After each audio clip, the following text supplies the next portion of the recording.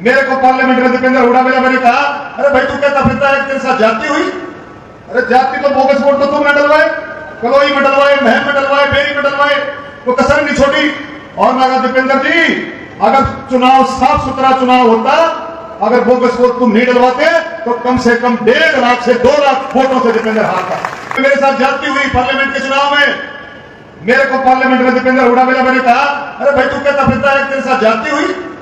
अरे जाति तो बोगस वोट तो तुमने डलवाए, कलोई में डलवाए, महम में डलवाए, बेरी में डलवाए, तो कसर नहीं छोड़ी।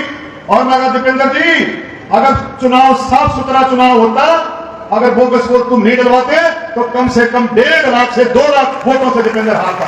आप याद करोगे वे डॉक्टर अरविंद शर्मा ने कहा था, अगर आप गढ़ी सांपला कलोई से अगर अगली बार एमएलए ना बन जाओ तो मुझे कह देना। अब तैयारी करो। कांग्रेस को ठिकाने आते हैं, आपको वो ठिकाने नहीं पता है। वो बोगस वोट डलवाने के, अगर हम बोगस वोट रोक लें, अगर बोगस वोट रोक दी तो मैं गारंटी से कहता हूं अगले एमएलए कलोई के आपको ये बोगस वोट डालते हैं कि 100%। मैं तो आपको बताता हूं, आपको तैयारी कर लो। आप याद करोगे वे डॉक्टर अरविंद शर्मा ने कहा था, अगर आप गढ़ी सांपला कलोई से अगर अगली बार एमएलए ना बन जाओ तो मुझे कह देना। अब तैयारी करो। तैयारी कैसे करनी है? ये पन्ना प्रमुख सम्मेलन जो बना है, उसने जी जान की बाजी लगा करके आज से ये समझना है कि अगले महीने चुनाव है। दूसरी चीज, जो बूथों पर जो रहेंगे एजेंट, उनको तगड़ा होना है, उनको एजेंटों को तगड़ा। एक जो सबसे बड़ी चीज है, रोहतक पार्लियामेंट्री क्षेत्र की बता रहा हूं, गढ़ी सांपला कलोई की, इनको ठिकाने पता है, बोगस वोट डलवाने के ठिकाने। कांग्रेस को ठिकाने आते हैं, आपको वो ठिकाने नहीं पता है।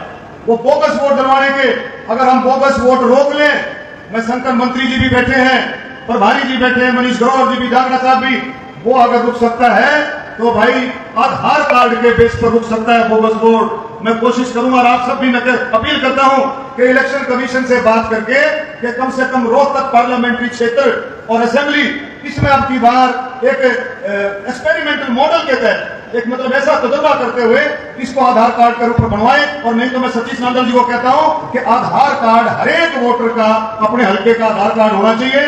आपका बूथ एजेंट जो वहां पर बैठता है अंदर, वो इतना मजबूत होना चाहिए कि बोगस वोट रोके। आपने अगर बोगस वोट रोक दी तो मैं गारंटी से कहता हूं अगले एमएलए कलोई के आपको ये बोगस वोट डालते हैं।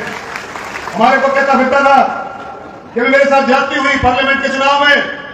मेरे को पार्लियामेंट में दीपेंद्र हुडा मैंने कहा, अरे भाई तू कहता फिरता है तेरे साथ जाति हुई।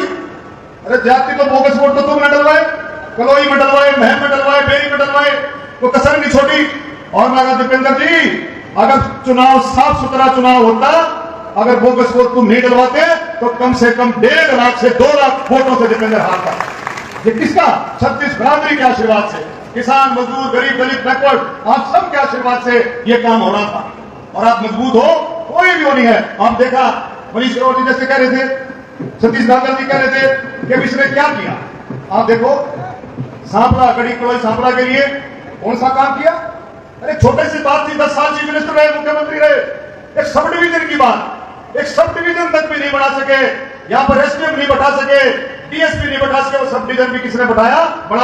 मुख्यमंत्री मनोहर लाल खट्टर जी ने, भारतीय जनता पार्टी की सरकार ने सब डिवीजन बढ़ाया। और कह रहे भाई किसानों के लिए मुआवजे की बात अभी बात कर रहे थे, भाई किसानों के लिए पानी की बात है, कहीं पानी नहीं और कहीं भाई पानी खड़ा है। आप ये देखें तो छोड़ दो, ये तो सरकार हमारी कर ही रही है।